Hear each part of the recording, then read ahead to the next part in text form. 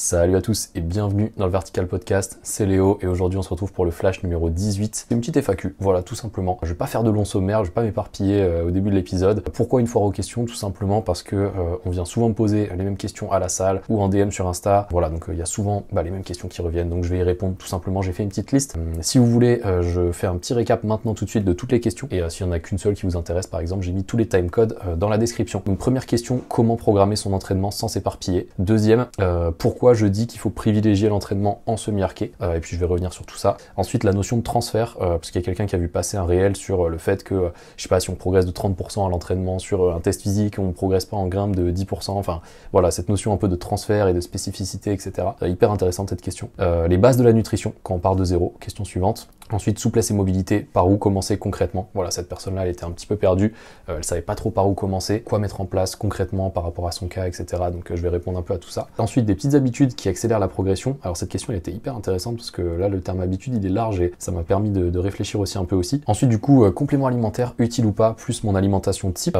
Voilà, je vais tout simplement vous dire mon avis sur les compléments alimentaires en passant par le détail de mon alimentation personnelle et de pourquoi j'intègre tel ou tel complément dans mon alimentation, si j'en intègre d'ailleurs. Et puis voilà, ça vous permettra d'avoir un ordre d'idée sur à quoi ça ressemble aussi mon emploi du temps en tant que coach. Quand est-ce que je travaille, quand est-ce que je m'entraîne, quand est-ce que je dors, etc. Pour vous montrer que du coup on est tous des humains, on a tous des trucs à faire et on n'a pas 24 heures sur 24, 7 jours sur 7 pour s'entraîner. Mais voilà, si vous optimisez un peu tout ça, ça peut permettre de progresser énormément. Et ensuite je ferai un petit récap des trucs les plus importants.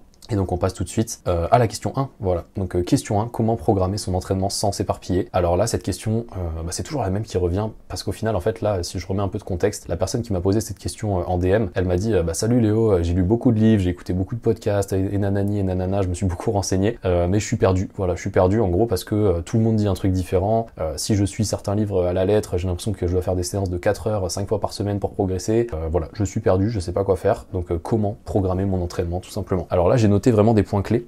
Selon moi, vraiment, tout le monde devrait s'entraîner de cette manière-là, en suivant un peu ce process de réflexion. Après, voilà, bien sûr, tout le monde est différent, tout le monde a des besoins différents, etc. Ça dépend de tellement de facteurs. Et si vous voulez vraiment adapter votre entraînement à votre cas précis, personnel, vous m'envoyez un message sur Instagram, donc vous m'envoyez go, ou alors vous allez directement dans la description, voilà, il y a toutes les informations.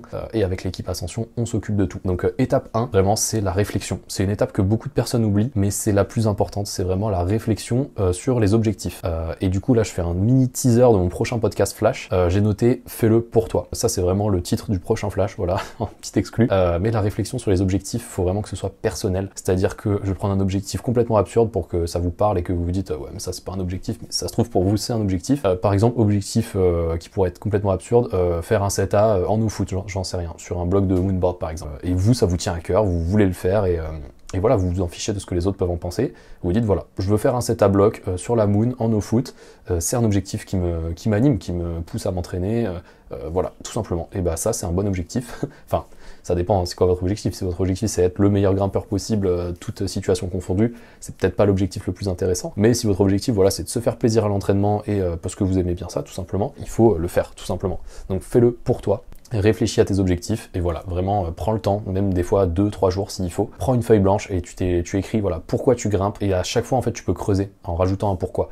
Par exemple, pourquoi tu grimpes? Parce que j'aime ça. Oui, mais pourquoi t'aimes ça? Parce que ça me pousse à me dépasser, à chercher mes limites. Ouais, mais pourquoi ça te pousse à te dépasser, à chercher tes limites? Parce que voilà, il y a des situations de stress, de réflexion, nanani, nanana. Et en fait, vous creusez comme ça et en fait, vous allez un peu trouver la raison profonde pour laquelle vous avez cet objectif-là. Et là, après, on rentre dans les théories de la motivation, les motivations intrinsèques, extrinsèques, etc. Est-ce que vous le faites ça pour vous? Est-ce que vous le faites pour les autres, pour briller en société? J'en sais rien. Mais ça, du coup, peu importe la raison, moi, ça me tient à cœur en tant que coach de vraiment trouver en fait cette raison un peu profonde. Et même si c'est un pur but d'ego, par exemple, je veux être plus fort que mon pote, on a commencé l'escalade en même temps et je veux lui mettre un but. Pour moi, c'est hyper motivant ce genre d'objectif parce que voilà, vous avez un objectif précis et du coup, on a quelque chose sur à quoi se référer pour vraiment savoir si vous progressez, oui ou non. Donc voilà, étape 1, réflexion sur les objectifs et fais-le pour toi. Voilà, vraiment, et pas honte de tes objectifs. Pas obligé de les dire à tout le monde, de les crier sur Instagram ou quoi. Mais voilà, note-toi des objectifs et si t'as un coach, t'en parles à ton coach et il faut que ce soit vraiment explicite. Ensuite, faut faire des tests, tout simplement. Que ce soit des tests techniques, physiques, mentaux, enfin voilà, il faut vraiment pouvoir s'évaluer. Et pour ça, en fait, si vous avez besoin d'une batterie de test clé en main, vous m'envoyez test sur Instagram. C'est gratuit, voilà, je vous envoie la batterie de test. Je vais pas revenir sur le fait que ce soit gratuit et pourquoi vous allez jamais le faire. J'en ai parlé sur le flash sur le coût de l'inaction. Mais voilà, si vous voulez faire les tests, un truc qui peut vous motiver éventuellement, c'est de réserver un appel gratuit 2 semaines après, par par exemple après avoir demandé les tests. Comme ça vous motive à vraiment faire les tests. Vous vous dites ah ouais c'est vrai j'ai réservé l'appel dans 2 semaines, faut vraiment que je fasse les tests. Voilà, ça c'est un petit hack aussi, ça peut vous permettre de passer à l'action plus rapidement. Mais voilà, faut se tester. Et comment se tester? C'est hyper simple. Bah voilà, soit vous faites des tests physiques, après peu importe les tests que vous faites, il y a des basiques, les tractions, les suspensions, etc. Voilà, pour avoir une sorte de petite cartographie de votre niveau. Il y a aussi des tests de souplesse, de mobilité, enfin voilà, il y a plein de tests qui existent. Ça peut même être des tests de cardio, je sais pas combien de burpees vous faites en combien de temps, etc. Mais voilà, il faut se tester parce que si vous mesurez pas, vous savez pas si vous progressez en fait. Et ensuite, faut se tester aussi sur la grimpe. C'est bien d'avoir des références, par exemple, d'aller à la salle et de dire ok bon bah c'est quoi la cotation max que je peux faire à la séance. S'il n'y a pas de cotation et que c'est des couleurs, dans quel style je sors mes blocs les plus durs, est-ce que c'est de la dalle, est-ce que c'est du dévers, est-ce que j'en sais rien, je suis un grimpeur de rouge arcose, de noir arcose, de violet arcose, est-ce que je fais juste des dalles en violet et dans le violet dévers je me fais rouster. Voilà, il y a plein de trucs comme ça où vous pouvez quantifier et vous dire bah, j'en sais rien, ok sur la moonboard je fais des 7A, je fais du noir à arcose dans un peu tous les styles, la kilter j'en ai jamais fait mais j'imagine que je dois faire à peu près 7B, en diff en extérieur je fais du 6A parce que je suis terrorisé au-dessus de la dégaine, et voilà en fait vous cartographiez un peu comme ça votre niveau via des tests de terrain en fait, tout simplement vous allez grimper et vous quantifiez tout simplement. Et après, une fois que ces tests ils sont faits, et en fait là vous faites vraiment l'analyse, et si vous savez pas le faire, et c'est là tout le crux, et c'est là pour ça que le métier de coach il existe, c'est qu'on fait l'analyse pour vous. On vous dit bon bah voilà, tu fais des 7A sur la moonboard, mais tu grimpes 6A en tête en falaise, ton objectif c'est de progresser en falaise, bon bah t'as largement la force de faire des voies qui sont limite un chiffre au-dessus du 7A, donc limite 8A.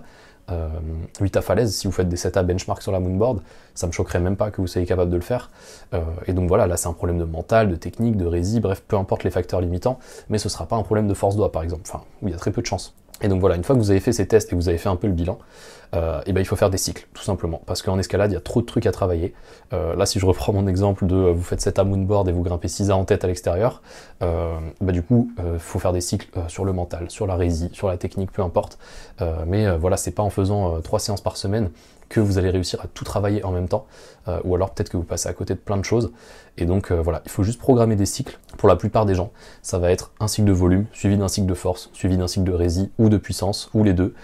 Et après, voilà, il faut vraiment cycler son entraînement parce que je vois pas un monde où quelqu'un en fait progresse en faisant tout en même temps, tout le temps, sauf cas particulier où vraiment vous avez des points faibles vraiment ciblés.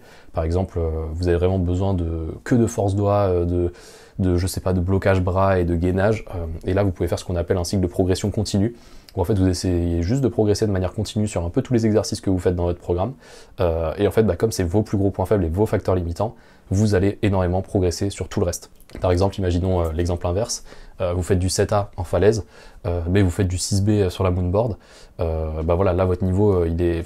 en bref, c'est un peu dur de parler de cotation comme ça, donc je vais pas me perdre là-dedans, mais on va dire que vous avez un niveau technique en falaise qui est supérieur à votre niveau physique sur des métriques pures.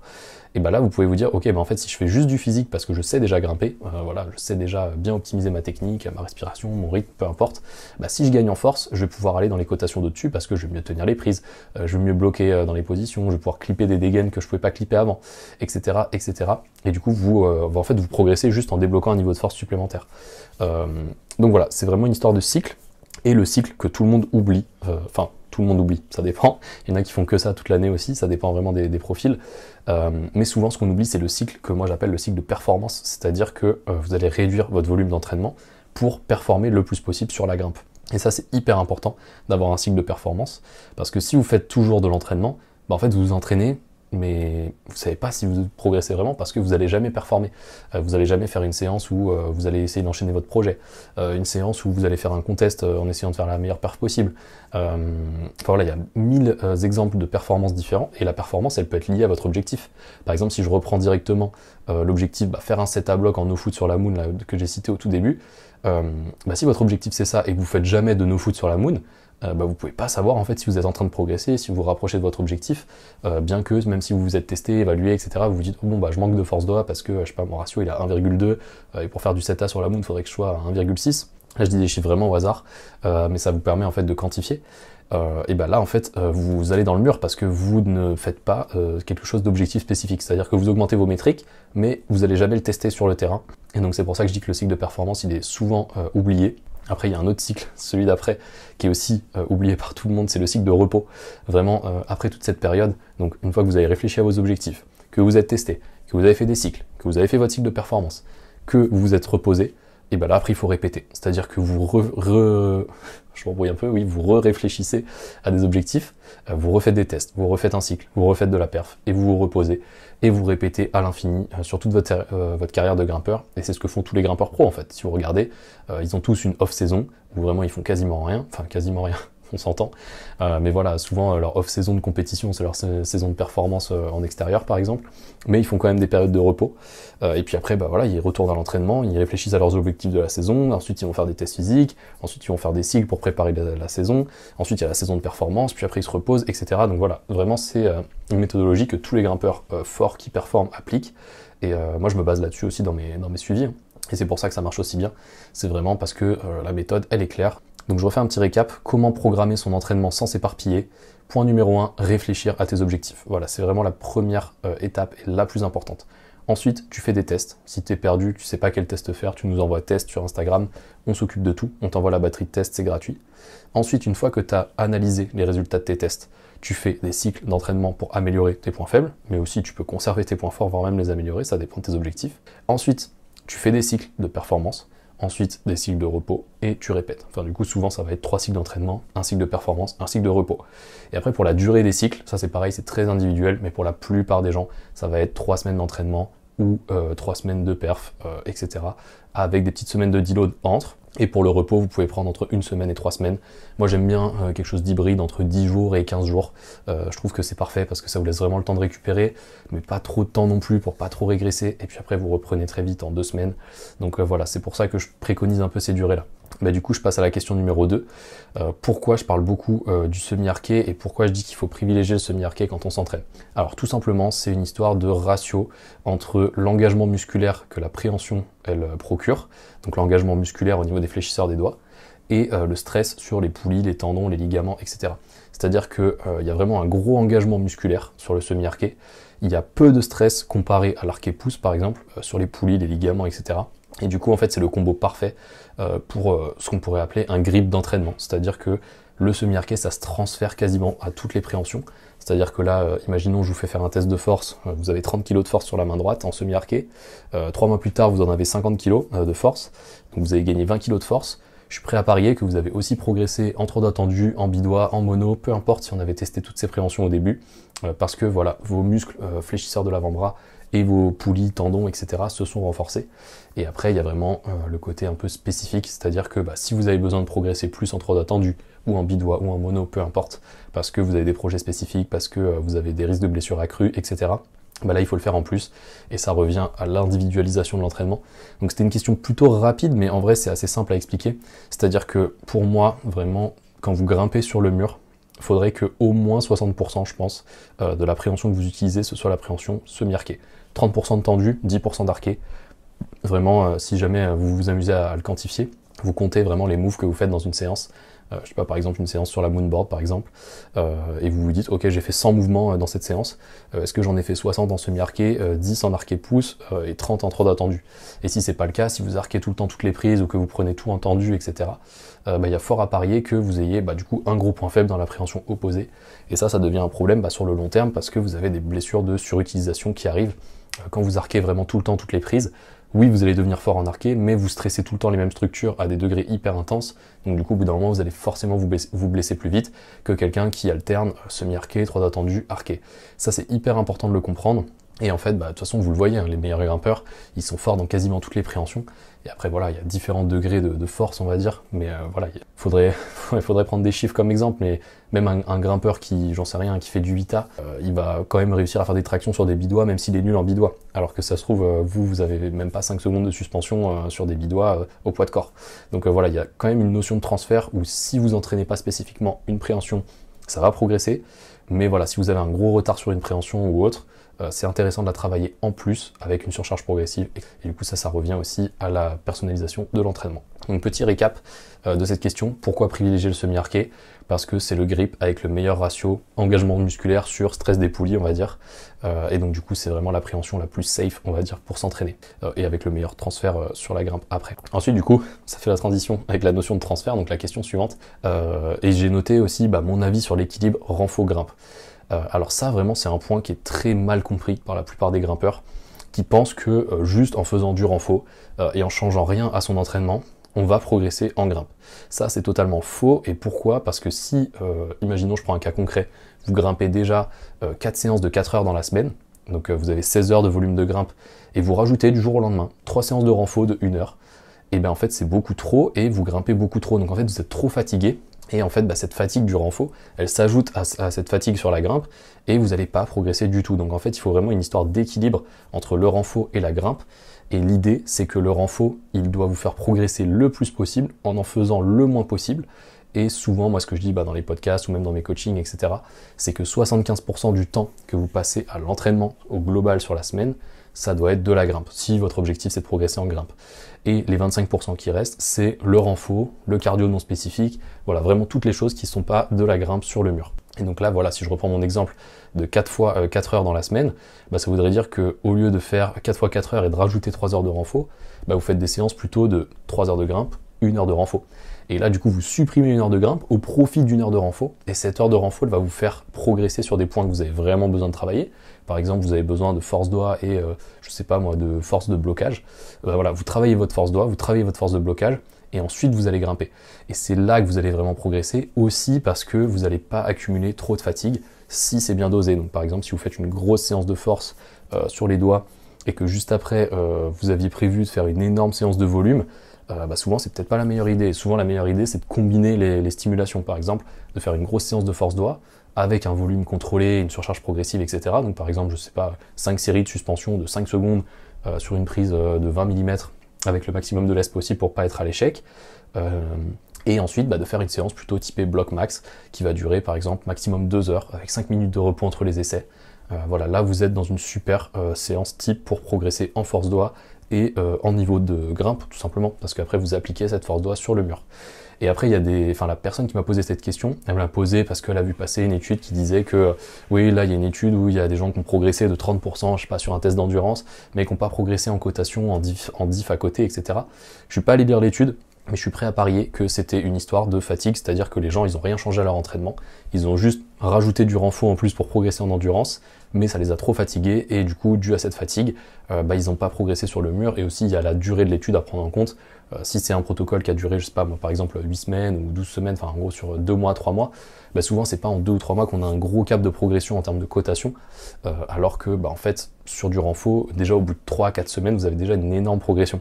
Donc il y a aussi ça, c'est-à-dire que le renfo, ça progresse très vite sur certaines métriques, mais la grimpe en termes de cotation, même si on pouvait mettre une vitesse de progression, je sais pas, on dit que 6A c'est 50 points, 6B c'est 60 points, etc. Enfin, on met un équivalent de cotation en termes de niveau de grimpe, on va dire, avec des points en pourcentage. Passer de 6A à 6B, ça fait pas 10% de progression dans votre grimpe par exemple. Alors que peut-être que vous avez progressé de 15% sur un test. Donc voilà, ça n'a pas trop de sens selon moi de dire comment ça se fait que j'ai progressé de 20% en force doigt, mais ma grimpe elle n'a pas progressé de 20%. C'est tellement spécifique, c'est tellement une histoire de volume, d'équilibre, etc. Et après, il y a vraiment toujours cette notion de spécificité, dans le sens où par exemple, si vous vous entraînez pour être plus performant en voie, si vous ne grimpez jamais en voie, il y a fort à parier que votre entraînement se transfère super mal à la voie. Et c'est pour ça souvent que j'ai des bloqueurs qui s'entraînent, qui me disent voilà, je grimpe plutôt en salle la semaine, mais en falaise je grimpe le week-end et j'arrive pas trop à progresser. Et là du coup souvent en fait c'est parce que ils en font trop la semaine en salle, et du coup ils arrivent le week-end fatigués à la falaise, et du coup il y a vraiment cette notion de fatigue en fait qui les empêche de progresser, donc voilà, vraiment fatigue chronique. Donc voilà, en gros mon avis pour faire très court sur cette notion de transfert et sur l'équilibre grimpe-renfo, pour que votre renfo se transfère dans votre grimpe, il faut cibler des points précis, et souvent ça va être les facteurs de la performance en escalade, la force doigt, la puissance bras, le blocage, enfin voilà, vous pouvez faire une liste un peu de tous les facteurs de perf, il y a des études là-dessus qui ont été publiées, mais voilà, souvent ça va être ça, force doigt, force bras, gainage, et puis après il y a tous les points techniques, mentales, etc. qui viennent dans l'équation, bien sûr c'est pas que du physique, mais souvent plus vous augmentez votre marge physique sur les facteurs de performance, plus vous augmentez aussi la capacité à encaisser des charges d'entraînement plus élevées, donc vous allez pouvoir grimper plus, et c'est en grimpant plus sans se blesser qu'on progresse vraiment en grimpe. Donc c'est pour ça, moi il n'y a vraiment pas de monde où je comprends l'intérêt de dire il faut que grimper, ou il faut que faire du renfo, etc. Enfin vraiment, pour moi il n'y a aucun monde qui a vraiment raison, et je trouve le meilleur monde c'est le monde où vous faites un bon équilibre renfo et grimpe. Et de toute façon, tous les meilleurs athlètes le font, qu'ils le disent ou pas dans leurs vidéos. Enfin, là, je pense à l'extrait vidéo de Yania qui dit que faire du hangboard, par exemple, c'est la pire erreur que font la plupart des gens. En fait, c'est tellement sorti du contexte, c'est tellement pas spécifique, etc. que en fait, elle peut pas dire un truc comme ça et que ce soit applicable à tout le monde. Enfin, et après, les gens ils vont citer cette vidéo en disant bah regarde, Yania elle est super forte, elle dit qu'il faut pas faire de hangboard. Mais bref, on en reparlera je pense dans un podcast plus complet avec Ascension. Mais voilà, il y a vraiment cette notion de spécificité dans le sens où bah, vous reprenez votre objectif et vous dites ok, mon objectif c'est de progresser en voie, en extérieur, en falaise. Si vous grimpez quasiment jamais en extérieur, en falaise, ou que quand vous y allez vous êtes fatigué, bah vous n'allez pas progresser. Ça c'est sûr et certain. Vraiment, c'est un truc qu'il faut avoir en tête. La fatigue, c'est vraiment votre pire ennemi. Et du coup, pour éviter cette fatigue, il faut avoir un bon équilibre entre renfo et grimpe. Souvent, c'est 75% de grimpe, 25% de renfo. Et renfo plutôt ciblé sur les points faibles et sur l'entraînement en force dans une priorité, dans le sens où, même si vous êtes en cycle de volume, bah, il faut un certain degré de force pour que vous gardiez certaines qualités. Mais voilà, si vous avez vraiment besoin d'une programmation ciblée, spécifique pour vous, vous m'envoyez un message sur Instagram et je fais une petite pause et je vous reprends juste après. Ok, du coup, donc deuxième partie du podcast, donc question sur les bases de la nutrition quand on part de zéro. Voilà, c'est quelqu'un qui m'a posé la question. Bah salut Léo, j'ai vu qu'avec Ascension vous parlez beaucoup de nutrition, mais voilà, moi j'y connais rien, j'ai pas envie de faire de bêtises, par où commencer? Voilà, en gros, par où commencer? Et donc pour répondre très simplement, étape numéro 1, faut calculer ses besoins énergétiques et ses dépenses. Ça, il y a plein de calculateurs en ligne qui vous permettent de le faire, mais vraiment voilà, vous rentrez votre taille, votre poids, votre âge, etc., votre niveau d'activité, et les calculateurs vont vous dire, bon bah voilà, d'après vos données, vous dépensez, j'en sais rien, 2000 calories par jour. Et donc du coup, après, une fois que vous savez ça, qu'est-ce que vous faites de cette donnée? Bah, vous savez que si vous mangez moins de 2000 calories par jour, vous allez être en déficit calorique. Et ça devient un problème quand ce déficit il est chronique et qui dure trop longtemps. Donc après ça dépend toujours de si vous devez prendre de la masse, perdre du gras, etc. pour optimiser votre composition corporelle pour l'escalade. Mais un bon repère, pour moi, après ça dépend de votre âge, votre taille, votre poids, etc. C'est vraiment, un bon repère, c'est vraiment de connaître sa dépense et ses besoins. Et dans la dépense, je parle aussi de la dépense liée à l'activité. Et ça après voilà, il y a plein de calculateurs. Si vous êtes vraiment perdu, toujours le même conseil, vous m'envoyez un message. Nous on a nos propres calculateurs, etc. Mais voilà, je reprends mon exemple. Imaginons, là, je sais que voilà, ma dépense, c'est 2000 calories par jour en comptant mon activité physique. Qu'est-ce que j'en fais concrètement de cette donnée? Bah ensuite, il faut apprendre à compter ses calories. Alors ça, il y en a plein qui vont me tomber dessus. Ouais, compter ses calories, c'est pas bien, les troubles du comportement alimentaire, etc. Je dis pas qu'il faut compter ses calories tous les jours, tout le temps, toute l'année, etc. Je dis juste qu'il faut apprendre à compter ses calories. C'est-à-dire que si vous avez jamais compté ce que vous mangez, vous pouvez pas savoir en fait quels sont vraiment vos besoins, vos apports, etc. Et vous allez faire à l'aveugle en fait. Ou alors vous allez faire vraiment comme vous avez toujours fait, et ça se trouve vous êtes en manque de glucides chronique, vous mangez trop de lipides par exemple, et pas assez de glucides, et vous manquez d'énergie à l'entraînement. Et en fait, juste le fait de peser ces aliments et de compter ces calories sur une courte période, sans rien changer à vos habitudes, vraiment vous mangez la même chose que vous avez toujours mangé, juste vous pesez, vous quantifiez, sur une semaine par exemple, et vous dites, ah d'accord, ok, bah là sur une semaine j'ai mangé en fait que 1500 calories par jour, et j'avais, j'en sais rien, 30 grammes de lipides et 150 grammes de glucides, donc il me manque un peu de lipides et je mange trop de glucides. Vraiment là, je sors les chiffres un peu de mon chapeau, mais c'est pour imager et que vous compreniez un peu le process et pourquoi je dis ça. Et donc une fois que vous vous êtes rendu compte de ça, vous vous dites, ok, bon bah en fait je mange pas assez de lipides et je mange trop de glucides. Qu'est-ce que je peux un peu modifier dans mon alimentation sans complètement tout changer pour adapter ça? Ok, bon bah il me manque un peu de lipides, bon bah je vais rajouter un peu d'huile d'olive dans mes plats et j'en sais rien, je vais manger 2 carrés de chocolat noir avant d'aller dormir. Et donc juste en changeant ces deux petits trucs qui vous ont coûté 0 seconde de cuisine, littéralement, juste mettre un peu plus d'huile dans vos plats et de la bonne huile du coup, huile d'olive vierge extra, pressée à froid, etc. Enfin extraite à froid, et du chocolat noir de bonne qualité, bah voilà, vous avez comblé ce déficit de lipides, vous n'êtes plus en déficit calorique chronique, et vous allez beaucoup mieux progresser que si vous ne l'aviez pas fait. Ça c'est hyper important de le comprendre, et c'est pour ça que du coup je refais un petit récap. Étape 1, calculer ses besoins avec des calculateurs en ligne, etc. Voilà, faites-en plusieurs, faites une moyenne, et après il faut aussi le tester dans la réalité. Donc c'est-à-dire que si le calculateur il vous dit 2500 et que après en pratique vous savez que vous êtes plutôt vers 2000 et que votre maintenance elle est à 2000 et que vous perdez pas de poids, vous prenez pas de masse ou quoi, basez-vous sur ce truc d'expérience. Mais voilà, imaginons le calculateur vous dit 2000, ensuite vous comptez un peu vos calories avec des applications comme MyFitnessPal, Foodvisor, voilà, il y en a plein vraiment des applications. Prenez pas des plans premium, vraiment, parce que souvent ça sert à rien. Et la plupart des applis, souvent il faut juste cliquer sur la croix pour fermer l'appli, pour fermer la proposition de plan premium, pour quand même les utiliser. Mais voilà, vous comptez vos calories sur MyFitnessPal pendant une semaine, et vous voyez en fait si vous êtes loin de vos besoins et de vos dépenses. Et du coup, l'étape numéro 3, c'est vraiment prendre du plaisir sur le long terme et trouver des petits hacks, comme je viens de parler, comme l'huile d'olive, comme le chocolat, les trucs comme ça, si vous manquez de lipides par exemple, qui vont vous faire gagner beaucoup de temps et qui vous font plaisir. Par exemple, là, dans mon exemple, j'imagine que la personne, si elle mange du chocolat avant d'aller dormir, c'est qu'elle aime bien le chocolat. Si vous n'avez pas ça, j'en sais rien, prenez des pistaches, des noix de macadamia, enfin voilà, il y a plein d'autres sources de lipides super intéressantes. Mais voilà, il faut que vous aimiez ça, il faut trouver des petits hacks comme ça. Moi, vraiment, le hack que je pratique le plus, c'est ce qu'on appelle le meal prep, donc c'est vraiment le fait de préparer ses repas à l'avance. Par exemple, vous faites des pâtes, de la viande hachée, des légumes, au lieu de faire juste une portion, vous en faites 5 ou 6 des portions d'un coup, et vous mettez tout dans des tupperwares, et vous pouvez congeler la moitié, etc. Voilà, ça se décongèle très bien, vous avez juste à mettre au micro-ondes ou quoi. Et en fait, comme ça, vous cuisinez une fois dans la semaine, et vous avez tous vos repas de la semaine qui sont prêts, et vous vous prenez pas la tête, et vous avez même plus besoin de compter vos calories, parce que c'est les mêmes calories dans chaque tupperware, parce que vous avez juste à diviser par 6, même s'il y a 10 grammes d'écart entre les tupperwares, ça va rien changer sur le global sur la semaine. Donc voilà, le meal prep, c'est vraiment une tuerie, ça fait gagner du temps, ça fait gagner de l'argent, parce que tous vos plats ils sont déjà prêts, donc vous n'êtes pas tenté de manger dehors une option style fast food en sortant de la salle ou quoi, parce que vous savez qu'il y a un tupperware dans le congèle juste à réchauffer, et en fait ça permet de tenir sa diète sur le long terme, c'est vraiment le dernier point. Pour moi, la base de la nutrition, c'est d'avoir de bien compter ses besoins, ensuite d'essayer de manger un peu en fonction de ses besoins, en prenant du plaisir sur le long terme, avec des petites astuces, des petits trucs, voilà. Et après, ça veut pas dire qu'il faut pas se faire plaisir, ne pas aller au resto, ne pas boire d'alcool, etc. Ça dépend vraiment de vos objectifs, de votre âge, de vos besoins, etc. Mais voilà, aller au resto 1 ou 2 fois par semaine, si c'est pas une orgie, c'est carrément ok de même pas compter ses calories tous les jours. Mais voilà, si je reprends vraiment pour faire un récap rapide de cette question, pour moi les bases de la nutrition quand on part de zéro, c'est de calculer sa dépense, ensuite de compter ses calories sur quelques jours pour voir un peu où est-ce qu'on en est, et ensuite modifier un peu des petites habitudes par-ci par-là pour voir en fait concrètement si ça a de l'impact et si vous arrivez à le faire sur le long terme.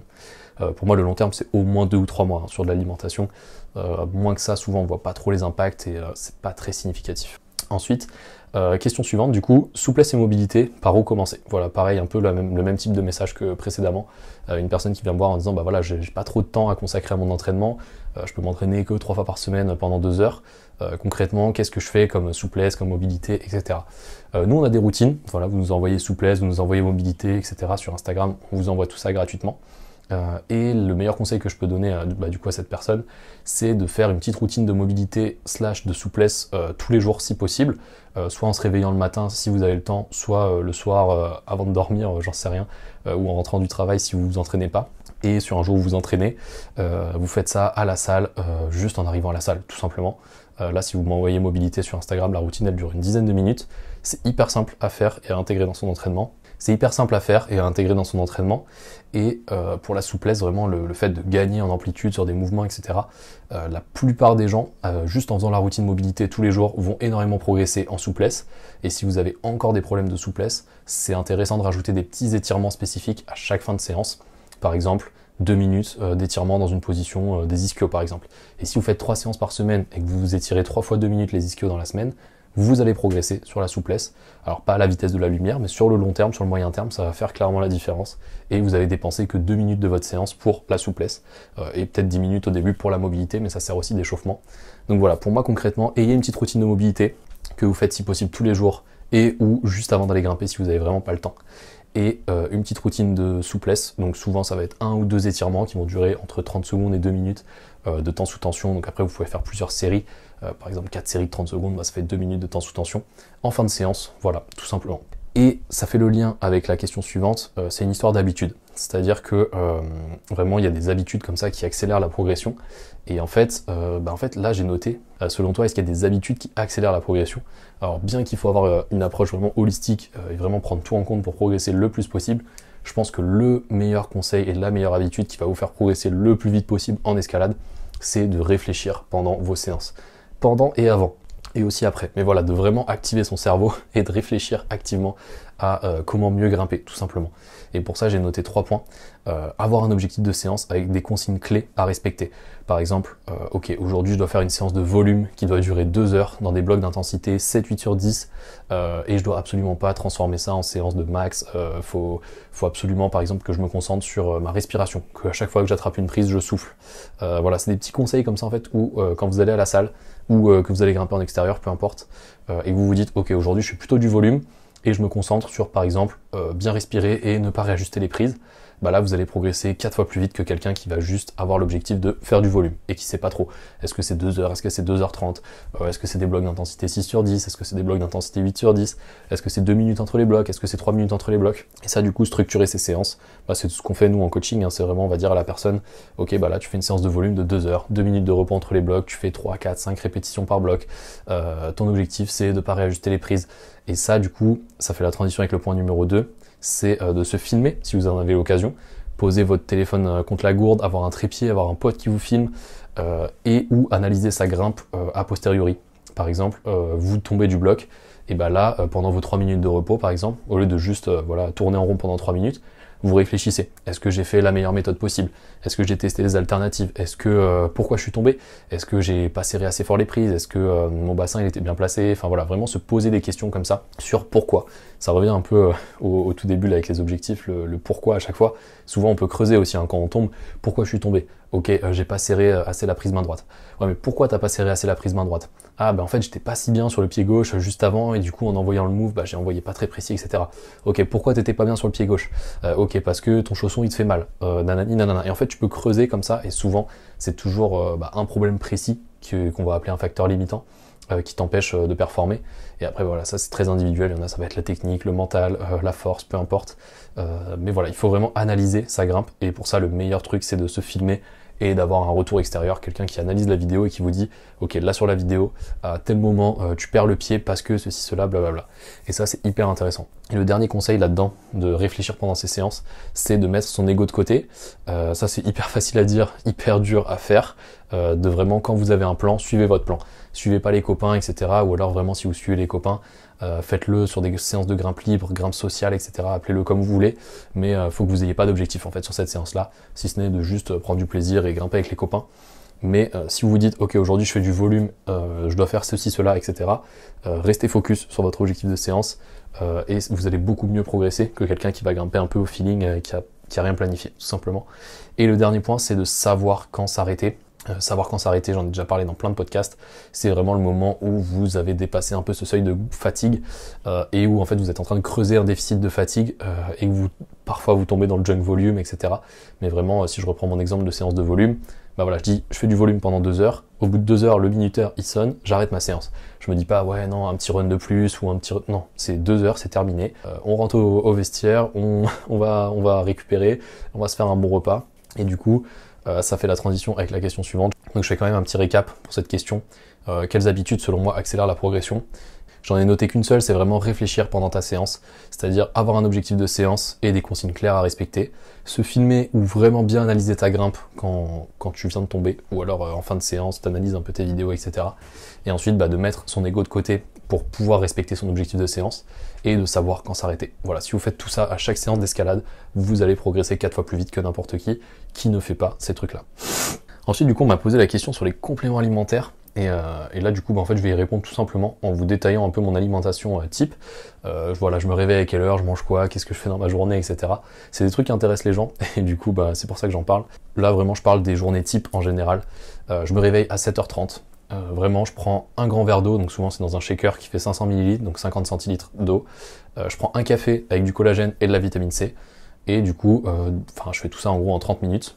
Et pendant ces 30 minutes, je fais un peu ma routine mobilité, etc. Enfin voilà, c'est vraiment le moment où, en gros, je suis en train de me réveiller, j'active un peu mon système digestif, etc. avec l'eau, le café collagène et la vitamine C. Et je prends une banane aussi pour avoir un peu de glucides avant l'entraînement, parce que moi je m'entraîne le matin, je fais 1 heure de renfo souvent, de 8h à 9h, tout simplement. Après, ça dépend des cycles, ça dépend de plein de trucs, mais souvent je fais 3 séances de renfo par semaine, et ça varie entre les semaines, etc. Mais voilà, 3 fois 1 heure de renfo dans la semaine. Et quand je fais mon renfo, du coup, je prends ce petit cocktail juste avant. Alors l'eau, c'est tout simplement pour être bien hydraté, pour réactiver un peu le système digestif, etc. Donc 500 ml d'eau, 50 centilitres, voilà. Ensuite, café collagène. Le café, pour le côté caféine, hein, tout simplement, pour être bien réveillé, pour booster un peu les perfs, etc. Enfin, il y a plein de bons côtés à la caféine. Il y en a aussi des mauvais, mais selon moi, les mauvais côtés, ils deviennent vraiment mauvais que quand on en consomme en excès. Et en fait, si vous dosez bien le café, que vous en prenez pas 6 par jour, etc., il n'y a vraiment aucune contre-indication, il faut juste faire des petites pauses de temps en temps. Le collagène, voilà, très débattu, ce complément alimentaire, est-ce que c'est bien, est-ce que c'est pas bien, etc. Là, je donne vraiment mon avis, mon expérience. Je sens que vraiment, il y a une différence entre quand je m'entraîne sans café collagène vitamine C et avec café collagène vitamine C en termes de vitesse de récupération entre les séances, entre les cycles, enfin bref, je sens que je récupère mieux. Est-ce que c'est placebo ou pas? Personnellement, je m'en fiche. Je sais juste que quand je le fais, je récupère beaucoup mieux. Tous les clients à qui je conseille de le faire, qui le testent, ça marche. Et après voilà, le pourquoi du comment, on pourrait en débattre pendant des heures, mais là du coup c'est un podcast flash, donc je vais pas rentrer dans les détails. Mais pour faire très simple, la vitamine C, elle agit en synergie avec le collagène pour augmenter la synthèse protéique sur les tissus cibles que vous allez entraîner. Donc par exemple, si je fais un entraînement sur la force d'OA et que juste avant j'ai pris mon café collagène vitamine C, je vais avoir plus de force parce que la caféine m'a un peu activé. Le collagène et la vitamine C, ils vont aller direct dans les tendons de mes doigts. Je schématise à mort, mais c'est un peu ce qui se passe aussi dans la réalité. Enfin, je pense que ça marche un peu aussi comme ça. Mais voilà, selon moi, ce petit cocktail hyper intéressant. De toute façon, ça fait des années que je fais ça et ça marche super bien. Je me suis quasiment jamais blessé dans toutes mes années de pratique de la grimpe, sauf au début quand je savais pas trop quoi faire. Mais une fois que j'ai mis en place les bonnes stratégies, etc., je me suis jamais blessé. J'ai eu que des petites blessures d'inflammation qui étaient toujours liées à des contests, des compètes ou des trucs comme ça. Et sinon après, c'était des blessures un peu plus traumatiques. Enfin, je m'étais pété le talon, etc. Enfin voilà, c'était dû à des chutes, on va dire. Je me suis jamais blessé, je sais pas, fait une poulie, une tendinite au coude, j'en sais rien, à l'épaule. Donc pour moi, vraiment, cette routine, elle est 100% validée. Et la banane, du coup, juste pour avoir des glucides, et parce que voilà, c'est mieux d'avoir des glucides qui viennent des fruits, comme ça, que juste manger, je sais pas, du sucre ou une boisson d'effort le matin. Ensuite, du coup, je fais mon renfo de 8h à 9h. Et ensuite, juste après mon renfo, donc en gros de 9h jusqu'à 10h, je prends mon petit-déj. Et dans mon petit-déj, il y a, en gros, pour la plupart des petits-déj, 3 œufs, du ghee, un kiwi, du muesli avec du lait végétal et un multivitamine. Donc là, du coup, le seul complément que je prends du coup le matin, c'est le multivitamine. Du coup, dans mon repas du petit-déj. Pourquoi je prends un multivitamine? Tout simplement parce que je trouve que c'est un bon complément à rajouter en plus. C'est pas du tout un truc que je prendrais si vraiment je devais en choisir qu'un seul. Mais voilà, moi j'y ai accès, j'ai le budget pour, donc je me permets multivitamine le matin. Si vous n'avez pas trop le budget, que vous mangez déjà des fruits et des légumes sur la journée, etc., c'est pas forcément le truc le plus impactant, mais je trouve ça bien d'en manger à ce moment-là. Ensuite, je travaille. En gros, je travaille de 10h à 13h. Souvent, c'est des créneaux de visio avec mes clients. Et puis après, du coup, le midi, donc à 13h, je mange. Donc là, j'ai noté pâtes, viande, légumes, plus un fruit. Donc une source de glucides, les pâtes, le riz, peu importe. Une viande, donc ça va être une source de protéines, mais ça peut être aussi du poisson, des légumineuses, peu importe. Voilà, une source de protéines et des légumes. Voilà, légumes de saison, peu importe. Et ensuite, un fruit en dessert, parce que voilà, toujours un petit peu les vitamines, les antioxydants, les minéraux, bref. Repas parfait, selon moi. Voilà, si vous avez une source de glucides, une source de protéines, une source de légumes, que vous cuisinez avec un peu d'huile, etc. Enfin là, du coup, forcément, ça rajoute un peu de lipides. Plus un fruit en dessert. Voilà, repas facile à faire, facile à conserver, facile à faire en meal prep. Voilà, ce plat-là, vraiment, il me suit depuis des années et j'ai des super bons résultats avec ça. Voilà, et ensuite je reprends un petit café parce que je vais m'entraîner l'après-midi. Du coup, je vais grimper l'après-midi. Et là, du coup, pareil, ça dépend des cycles, etc. Mais souvent, je fais 4 séances de grimpe dans la semaine. Des fois 5, mais vraiment c'est rare. Mais voilà, souvent ça va être grimpe lundi, mardi, jeudi, vendredi ou alors jeudi, samedi. Voilà, ça dépend vraiment des cycles, de si j'ai le temps, si c'est pas une période trop chargée, etc. Et souvent mes séances de grimpe, si je compte vraiment le moment où je rentre dans la salle et le moment où je sors de la salle, elles durent 3 heures. Donc en gros, si je fais une fourchette, je m'entraîne de 14h30 à 17h30, si vraiment j'arrondis. Et donc du coup, voilà, juste un petit café avant l'entraînement, pourquoi pas une deuxième fois, café, collagène, vitamine C, etc. Parce que comme je m'entraîne pas directement après le café, il y a quand même un petit moment entre le moment où je prends mon café, je vais à la salle, je m'échauffe, ça a beaucoup moins d'impact que juste avant le renfo, et puis je mange assez de protéines sur la journée, donc j'ai pas besoin d'un deuxième spike, d'un deuxième pic d'acides aminés dans le sang avec du collagène, de la vitamine C, etc. parce que j'en ai déjà mangé juste avant dans mes repas. Donc voilà, juste un café tout simplement. Ensuite, nutrition pendant l'entraînement. Souvent ça va être une banane. Ensuite j'ai noté une boisson d'effort. Alors qu'est-ce que j'appelle une boisson d'effort? Ça va être juste de l'eau avec du sucre et du sel pour faire vraiment très simple. Donc de la maltodextrine, des électrolytes, peu importe. Et en fait ça dépend vraiment de la séance. Donc il y a des séances où je vais prendre rien du tout, pas de banane, pas de boisson d'effort, rien du tout. Des séances où je vais prendre les deux parce que c'est une séance hyper intense où j'ai besoin de récupérer, etc. Voilà, ça c'est vraiment du cas par cas, mais voilà, je trouve la meilleure source de glucides intra-entraînement, facile à transporter, etc. Enfin, il y a plein d'avantages, c'est de la banane. Sinon, juste du miel un peu poussoir là dans le sac. Et voilà, vous mettez le miel directement dans la bouche, un peu à la barbare comme ça, et ça peut faire le job si vous oubliez votre banane ou quoi. Et la boisson d'effort, pour avoir des dosages un peu précis, pour 1 litre d'eau, vous mettez maximum 20 grammes de maltodextrine ou de glucides, peu importe, du dextrose, Waximase, peu importe le glucide que vous avez. Donc voilà, 20 grammes pour 1 litre, vraiment maximum. Et souvent les électrolytes, c'est en sachet ou en pastille, etc. Vous mettez une pastille ou un sachet, peu importe, d'électrolytes dans votre boisson. Donc voilà, 1 litre d'eau, 20 grammes de glucides, une pastille d'électrolyte, vous avez la boisson qu'on va appeler le jus de bagarre, où vous êtes prêt à aller faire la guerre avec ça, et c'est parfait. Ensuite, du coup, bah voilà, j'ai dit ma séance, elle dure à peu près 3 heures. Souvent, la banane, je la mange au milieu de la séance et la boisson d'effort tout au long de la séance. Et ensuite, voilà, post-training, qu'est-ce que je mange après l'entraînement? Parce qu'il est 17h30 et mon repas du soir, souvent, ça va plus être vers 19h30, 20h. Donc, il y a une grosse fenêtre entre la fin de mon entraînement et mon repas du soir. Donc, il me refaut un petit pic de prot pour vraiment bien récupérer. Pas que des prods d'ailleurs. Mais si j'ai pas eu le temps de préparer quelque chose, ça va être juste voilà, un shaker de whey. Et c'est tout. Voilà, tout simplement un shaker dans le sac, 30 grammes de whey, ça fait largement l'affaire. Ou sinon, si j'ai le temps de le préparer et que je l'ai mis dans mon sac à l'avance, ça va être du skyr avec des fruits rouges et du sirop d'agave. Voilà, tout simplement hyper simple, hyper efficace. Et le repas du soir, ça va être vraiment la même chose que le midi. C'est un copier-coller, vraiment. Mais par contre, je varie, c'est-à-dire que si j'ai mangé des pâtes, de la viande et des légumes le midi, je vais manger plutôt du riz, du poisson et aussi des légumes le soir. Voilà, tout simplement varier les sources. Et du coup, les compléments que je prends le soir, ça va être du zinc et du magnésium pour optimiser le sommeil, tout simplement. Et je vais dormir à 23h, voilà, tout simplement. 23h jusqu'à 7h30, je dors. Il y a un complément que je prends aussi en fonction des périodes, c'est la créatine. Alors ça, du coup, je l'ai pas mis, mais le meilleur moment pour le prendre, selon moi, ce serait pendant mon petit-déj, après mon renfort du matin. Voilà, sur cet emploi du temps-là, ce serait le truc le plus pertinent à faire, on va dire. Créatine 3 à 5 grammes par jour en fonction de votre gabarit. Si vous avez un petit gabarit comme moi, 3 grammes par jour ça suffit. Si vous êtes un grimpeur un peu plus massif, vers les 70 kg, 80 kg, jusqu'à 5 grammes ça peut être pertinent. Mais voilà, après la créatine, il y a plein d'avis là-dessus, faut tester personnellement, parce qu'en fait il y en a qui vont très bien réagir, il y en a qui vont prendre trop de poids via la rétention d'eau, il y en a qui sont tout simplement non répondeurs à la créatine. Moi je sais que je suis plutôt bon répondeur, mais que ça me fait aussi faire pas mal de rétention d'eau. Donc en fait au final, si j'ai pas un gros cycle de force de prévu ou un gros cycle de volume, etc., j'ai tendance à éviter, donc plutôt la cycler. Mais voilà, ça c'est très personnel. Et donc si je fais un récap des compléments alimentaires que je prends sur la journée, le matin je prends du collagène, de la vitamine C, ensuite un multivitamine, ensuite des glucides, donc maltodextrine, électrolyte, voilà, ça c'est pas vraiment un complément alimentaire mais on peut le compter dedans, et du zinc et du magnésium. Donc voilà, ça c'est vraiment la panoplie complète, si vous avez le budget, si vous savez quoi faire, etc., que c'est pertinent dans votre alimentation. Maintenant, qu'est-ce que je conseillerais à quelqu'un qui vraiment part de zéro et qui veut pas se prendre la tête? C'est l'étape la question d'avant, c'est de revoir les bases de la nutrition, c'est-à-dire est-ce que vous mangez assez de calories, que vous avez les bons apports, la bonne base nutritionnelle au global, et d'ensuite rajouter des compléments pour optimiser tout ça. Mais selon moi, les meilleurs compléments, ça va être zinc, magnésium pour optimiser le sommeil, ça je peux le conseiller à tout le monde. Et aussi la boisson d'effort. Voilà, la boisson d'effort, maltodextrine et électrolyte, c'est un truc où peu importe qui vous êtes, ça va être forcément bénéfique sur votre grimpe. Donc j'étais un peu rapide, enfin je sais pas si c'était rapide, trop long ou quoi, sur mon organisation type sur une journée, qu'est-ce que je mange dans la journée, etc. Et après pour tout ce qui est total calorique, etc., je vais pas le dire ici parce que voilà, pareil, tout le monde est différent, ça dépend vraiment de ce que vous faites. Moi je suis un métabolisme assez rapide, je fais mes 10 000 pas par jour, etc. Donc en fait, là je peux vous balancer un truc comme je mange 3500 calories par jour et vous allez péter votre crâne en mode waouh, il mange autant, il prend pas de poids, etc.